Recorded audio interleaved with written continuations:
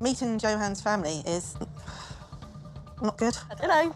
No, it's cute. Listen. No, listen, it's normal. You know the car, pneumatic. Johan's here. I don't want to be arguing about this. I shouldn't have been kept waiting, but I'm going to give him the benefit of the doubt and let's just get inside and go and get married. What I want for our wedding day. You need to pick it up. I stood there and I'm shoved into a corner, feeling in despair, really. Johan surprisingly gets very emotional. He's crying, and it really does show how much he loves me. I'm not going to lie to you. At this moment in time, I sat there and I said, wow, he's actually crying. Maybe he actually genuinely gives an F about this woman. Maybe he actually has emotions towards Charlotte. Well, hold that thought. But let's just go back to the mum though. Imagine that being at your daughter's wedding and you are literally stuck in a corner, or as she said, shoved in a corner. Yeah, I wouldn't be happy with that neither. Honestly, I don't know what Charlotte was thinking. She talks about having a dream wedding, having a dream man, having a family that she wants, but yet she's more than happy to sell for a wedding that isn't really even a wedding. This is nothing but just a paper exchange. And also, what happened to all the money that she spent? She spent a lot of money, or sent money for this wedding to happen. You can't tell me all that money came to this. No way, Jose. Ha. We're married. Inside, I wanted her to have a lovely wedding, and it's just not what I expected. What? Why was he late? Something with the car. You don't think he was having like second thoughts or like panicking? Or if someone was late to the most like important day of your life, was that not like a massive red flag? He was apologetic. I could see it was genuine. But yes, come on. Well, because he shed a few tears. But then again, this is before the tears. And the way she's sitting there lying to a friend about how she wasn't nervous, girl, bye. If I, for 1 minute, thought it wasn't, like, I would have been out there. Down first. What is wrong, guys? We've got some bad news to tell you. Someone's emailed to let us know that they've been having a relationship with Johan whilst you're with them. It's the truth. We've seen evidence with dates. We've seen evidence with photographs. And we've Cheers. There's pictures of you with a woman. You don't, you lying prick. Tell me the truth. Fuck you, Johan. I'm not gonna lie to you. This is the Charlotte that I was actually wanting this season. I was actually just hella frustrated with her being so stupid, so given, so dumb, so Because I know what happens when you get on the bad side of a British woman, and this is what happens. Yeah, the slurs start coming out. Aha! Not all British women, of course. That's not generalized. But I was but I wanted to have this kind of backbone this whole time, because the way he has behaved, she's had opportunity to give her backbone, to give him her backbone, and she hasn't done it. But that also proves to me that she was more than happy to play the game to try and win him over, rather than actually be herself to make sure that he knew what he was getting into.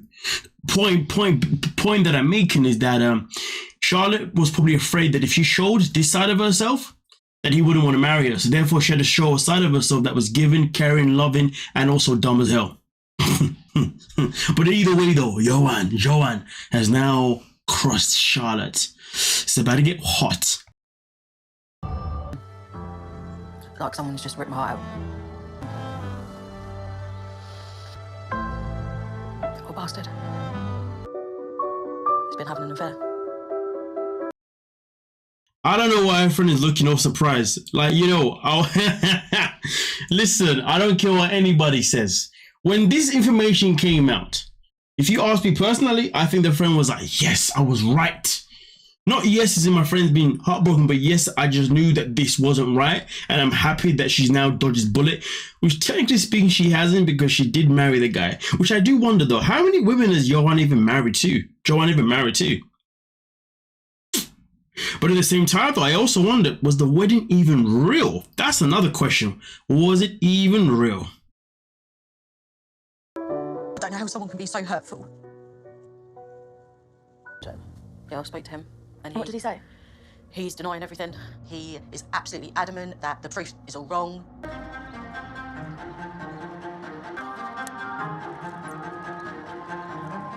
Damn, why someone would do that to me. Because I really did love him. I can tell you this now, the preview for next week is looking dangerous. Charlotte has become unleashed. And I'm looking forward to it because in the preview for next week, you see that not only was he talking to one woman, but there's been others to come out too, which tells me that maybe Charlotte went on a hunt of herself to investigate what else the hell he's been doing wrong. Who knows? But I guess we'll find out next week. And also, I will say is I'm so happy that the season is longer than the first 2 seasons. This tells me that 90 Day Fiancé UK is actually doing numbers in the UK, which is a good thing. Absolutely phenomenal thing. You know what I mean? We deserve to have a long season here, you know what I'm saying, okay? And plus, I guess it's close to home to me, so I relate to it a little bit differently. But nonetheless, though, either way, as you saw right then and there, Charlotte's found out that Johan is out here pretty much moving mad. And when I say moving mad, he's out here literally dating women and taking money off them. And that is pretty much his business, which comes as no surprise because we had the same experience when it came to Danielle and Johan from 90 Day Fiancé Love in Paradise, if you know what I mean. So, hey, with that being said, though, let me know your thoughts. Are you surprised that this man actually was playing it this whole time? Or did you know all along? Let me know your thoughts. But with that being said, let's move on to the next couple. Beautiful little sausage dog, which is my best friend. I hope that they get on because Taha said that he doesn't like dogs, which is new to me. Why is it with these two, everything is always new with them? Hello. You walk. You think I will love Benny maybe more than Nicole? Well, the good news is that Taha was able to actually, you know, get along with the dog, which is absolutely fantastic. After a little struggle walking the dog by himself, he finally got the dog to come around. So, happy days. But to be fair with you, sometimes I do wonder if Nicole says things because she just wants to make him nervous. And you don't understand why. Let's continue. Big drinking culture in England. If you don't order an alcoholic drink, people can get a bit weird with you. Turkish coffee. They won't have coffee in here. Because my sweet enough. That's such an English phrase, like. You're so nice. I love English people. Thank you. And that means that. So in a nutshell, he went up to the bar and he did get a coffee because they do coffees in bars up here because, well, it's the UK. Everybody loves their tea. Everybody loves their coffee. So, of course, they're going to do that in any restaurant that you go to. Any place that serves food, generally speaking, you're going to do that. Listen, there's a place that I go for walks sometimes and they have a little coffee. You know the people that drive around and they stop in their cars and then they open it up and then they got, I forgot what you call it now. You know what I'm talking about. Pop-up things. Yeah. And they sell coffee in those. Sometimes I'll be going to other hikes, those places, and you can stop by. So I don't know why she said that, to be honest with you. The UK is known for its freaking tea, let alone its coffee. You just see what I'm saying? Alcohol, tea, coffee, you name it, it's everywhere. So I don't know why she said that, to be honest with you, which makes you wonder, was she trying to make him nervous for no reason? Like, make it make sense. But hey, you can't make sense out of some people, can you now? But nonetheless, though, and on top of that, she also said that if you don't order a drink, an alcoholic beverage, people will judge you and look at you. But then she ordered a freaking orange juice or apple juice, whichever one it was. Make that make sense. Nicole. I think there's something wrong with people called Nicole because they all seem to be a little bit. I mean, I've been with Nicole myself in particular, but I ain't gonna say nothing bad. You know what I'm saying? It's not my kind of thing. But I'm just saying. I'm pregnant. Teach her more. We can go in mosque and she learn more about Islamic religion. I believe when she know about Islamic religion, she will love it. She will convert it. I mean, listen, I don't know if I'm really going to say I'm happy for them being pregnant because, well, so far these two are still getting to know each other. They still haven't decided on which country they're going to live at. They still haven't decided on what religion they're going to want to be, even though Taha is adamant that it's going to be Islam no matter what. But yet she's unsure whether or not she wants to actually, convert in the first place. And also on top of that, it's not even confirmed if they're actually going to live in the UK neither. This is literally just a test to see which country that they prefer, because right now Taha still does prefer his home. So them having a kid when nothing's even like set in stone apart from the marriage, yeah, that's a big risk right there. So therefore, I can't sit and say that I'm actually happy for them personally, because there's so many other cracks that they have to actually get past. But anyway, it is what it is. Let's move on to the next couple. Get my mum to apologise to Kathleen. Kathleen will give me less of a hard time. Because Tess was a friend of mine. It was Dad's birthday and I wanted her to come. Yeah, no, I know, but it should have been Kathleen at the party. I'd like you to apologise to Kathleen. I will do. Yeah? She's with me now.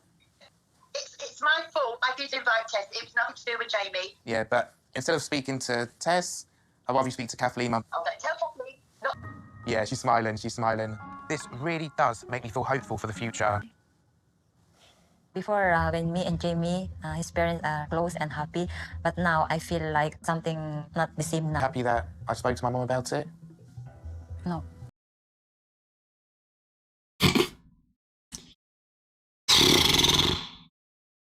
You know what? I don't even feel sorry for Jamie, and you're gonna understand why. Let me continue because, man, I don't even feel sorry for this clown because really and truly, I mean, he's gone out of his way to get his mom to apologize. His mom's apologized when she, I guess, didn't really need to or didn't have to or whatever, but she did out of the goodness of her heart.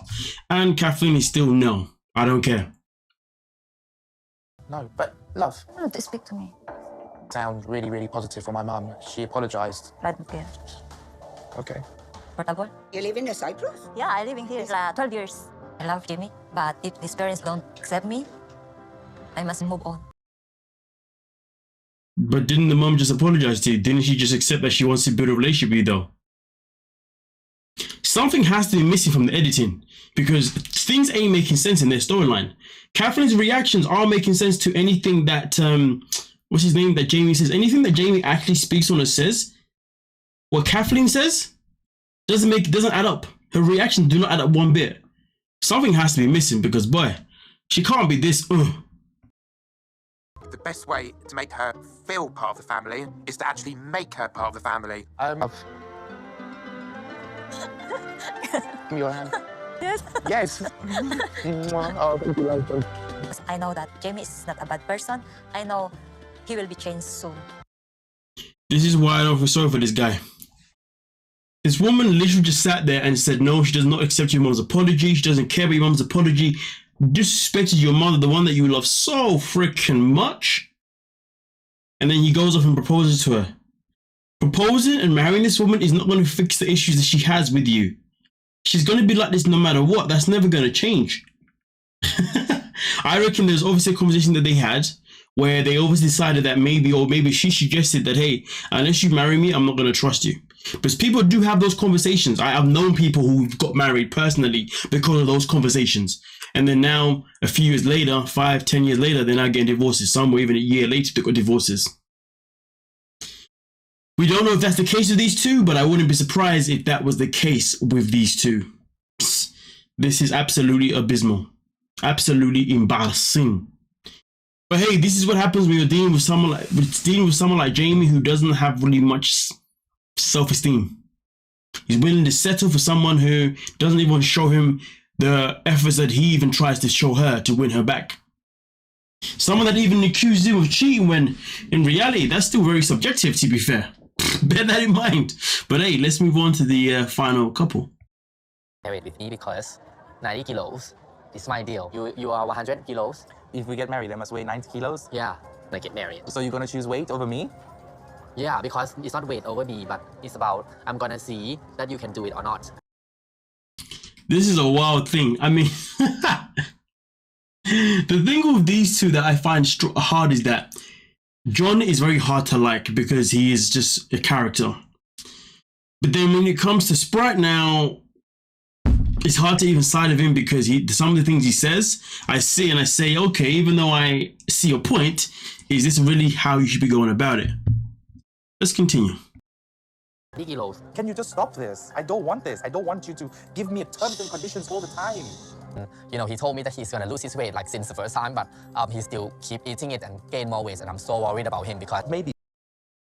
Listen, okay, cool. So maybe Sprite is saying the reason why Sprite is making Mr. Vocal is clearly because they've had a previous conversation where Johnny has obviously lied by saying he's going to lose weight when he's not, when he obviously isn't going to, which is quite interesting because early in the season there was that conversation where John did speak about how he was meant to lose weight, but instead he actually gained a little bit more instead. So John has definitely been aware of Sprite wanting to lose weight for a while. So this definitely isn't a new conversation. It's not a new thing, but at the same time, though, trust me when I tell you, don't ever get yourself in a relationship with somebody who you want to lose weight, because if they're not already on that journey, then they're not going to do it. Because if they're going to do it, they're going to do it because they want to do it. You coming into their life and telling them to do it means they're not going to do it because it becomes a peer pressure. And when it comes to losing weight, it comes to our own health, mental, physical, it's something that we can only do when we decide to do it, not when other people tell us to do it. So, yeah. Sprite, you're supposed to accept me for who I am and not try to change me. I don't tell you, I don't ask you to change, I just accept that that is the way you are. I just want to spend the rest of our lives together, Sprite, but then you give terms and conditions about, you know, this is the way we have to be. Or this is I'm not gonna marry with you. Might as well leave, because to be honest, the chance of me doing that is very small. seems to me this may have been one of the first times, maybe one of the rare occasions where John was actually honest. But some of the things he does say, honest, always 100% honest. Transparency is not his friend. It seems to me in this moment in time, frustration got to him and said, you know what? Let me just be honest. Let me keep it a buck. I ain't losing weight. If anything, I'm probably going to get bigger.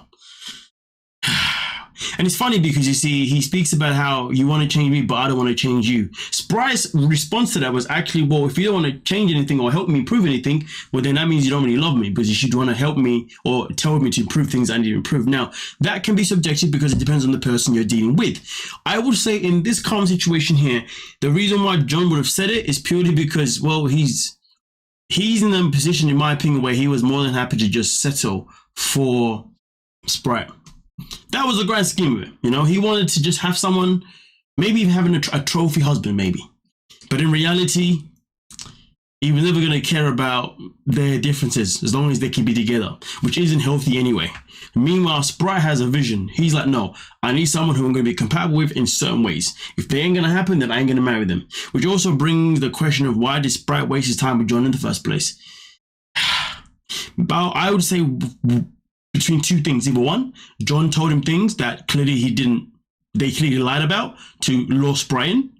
Or two, maybe Sprite's intentions was really just to come to the UK to test it out to see whether he likes it or not. I'm going to go with one though, more than two, because I generally do feel like a certain element of Sprite that actually wanted to give it a shot with John, because he had the respect enough to come back to the UK twice. So that tells me clearly he obviously did want to have something with John, but I think John has definitely lied along the way. And therefore, Sprite is now bringing up all these questions and they're coming across as if he's being rude, when in reality, he's not being rude. He's just keeping it a buck because, well, Johnny Boy has not stuck to his word. Let me know your thoughts. So let's continue. Do you think that I cannot find someone else that is going to be better than you? If you act like that, you know what, you're going to lose me for sure. It's the way you feel. Go. It's not my choice. It is. It's your choice. I can't force you to stay here, and I can't force you to leave. How I act, and so I honestly don't know where to go from here. Then go. I don't know how you're going to get home. John is so petty. He didn't even want to actually take Sprite home. So Sprite says, okay, in that case, I'll just leave and go on my own. And then in next week's preview, you see that Sprite didn't come home until the next day. That's going to be interesting. But hey, he asked you to take him home so he can change his flight to go home, and you refused. So what the hell was he supposed to do? Ah, petty, petty, petty John. Takes no accountability. You can go? Are you sure you want to do this? Go. Ah, Johnny boy. Well, listen, as far as I'm concerned, I do generally feel like the reason why Sprite probably says certain things and why he may come across as if he's being maybe either bossy or he's being a bit too blunt or coming across a bit rude or disrespectful, I reckon it's probably because he's actually confronting John on certain things that have not been put into the actual editing itself in particular. Listen, I've been doing 9 Day for too long now. I'm now starting to catch on to edits. And how I'm thinking, hold on a minute, if this isn't adding up, then that must mean something is missing from the package to give us the narrative that they want to give us for our own entertainment. Which is fine, which is why you need people like me to decipher it, you know what I'm saying? Or at least try to, yeah? Either way though, let me know your thoughts. Do you think John has lied to Sprite all this time and he basically told him, he sold him a life that was never going to happen? Because let's be real, one of the other things that Sprite also expresses that ever since he came to the UK, right, all John has ever done is plan things that John wants to do. Never ever has he planned anything that Sprite wants to do. And John even said himself that he doesn't even know what Sprite even likes, which tells me that he's taken no time to even have conversation with Sprite or to even pay attention to Sprite. Tell me otherwise. Nonetheless though, let me know what you're thinking down below and we can talk about it. Don't forget to like, subscribe, and of course, peace.